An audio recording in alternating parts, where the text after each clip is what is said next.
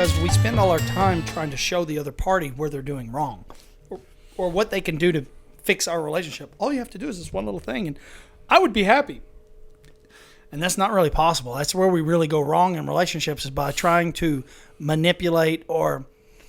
Honestly, it's really the things we fall in love with in the person that we want to change after 6 months of being with them, you know? It is.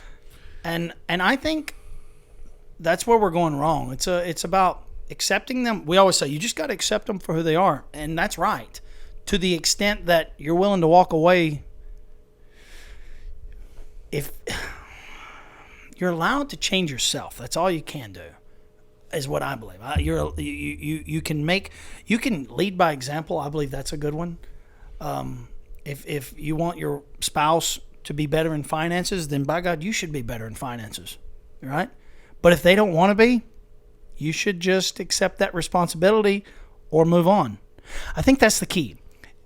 If you're not happy with your... Okay. I don't know if I should go into any detail about this concept here. This painting was made for me because I thought it was I believe in balance. And we can spend 500 episodes on what balance is. And the end-all, be-all to the thing that kills everything. And I think it's balance. But I think balance is always... So if there's an imbalance, life will just correct it. Otherwise, it would just fall apart. So I thought...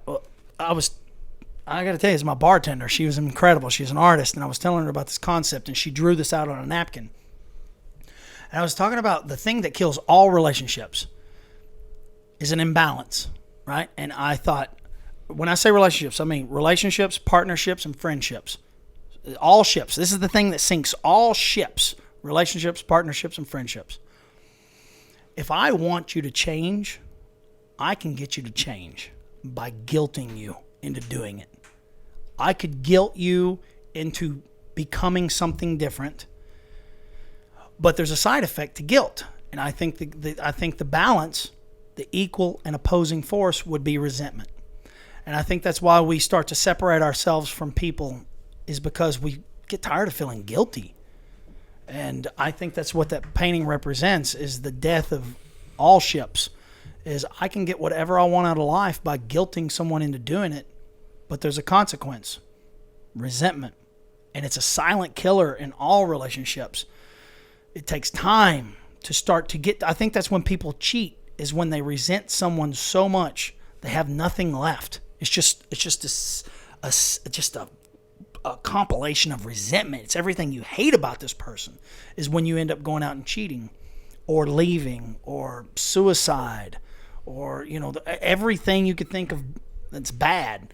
I think that's what it is. It's people getting their way by saying, you know what I mean? Trying to get their way. I think the secret is, no, encourage them to be who they want to be and say goodbye. Have enough self-respect to say, well, if gambling is that important to you, I respect you, and I encourage you to be a gambler or a prostitute or a meth head or a thief or a cheater or whatever it is you want to be. Mwah! Good luck, but not around me, bitch, right? I'll invest somewhere else. That's all I'm saying. I think it's only because we allow people to get away with it, and we say, oh, please forgive me. Give me one more chance.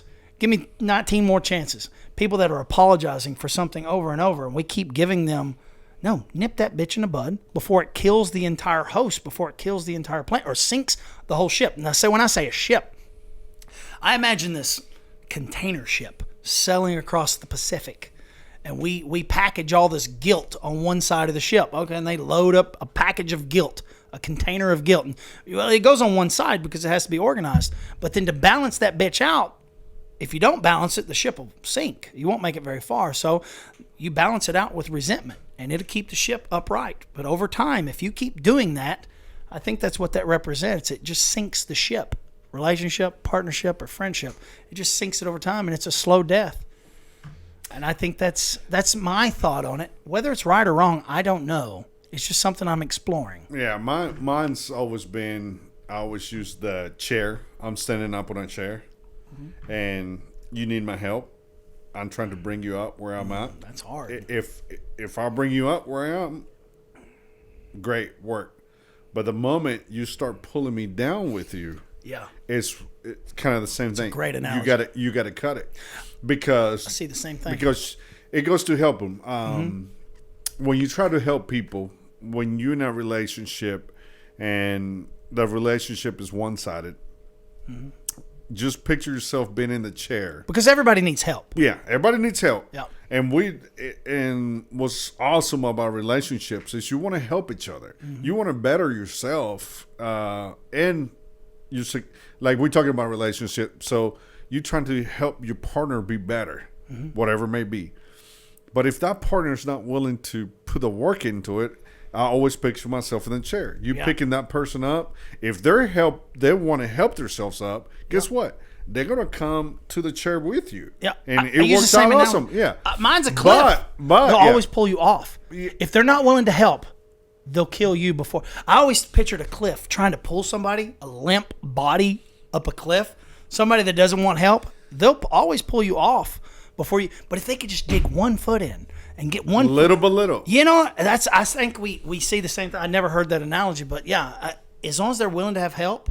Yeah. They'll come with you, but the moment they start dragging you, it's when you have Let 'em go. And I think the hardest part is we do care and love people so much, and then we get all mixed up in emotions, and then fear walks in, and that's when we don't know when. Fear of what? Fear of what's going to happen. Fear of letting go. What? The biggest thing Could is it be fear of being alone? when you let go of that hand,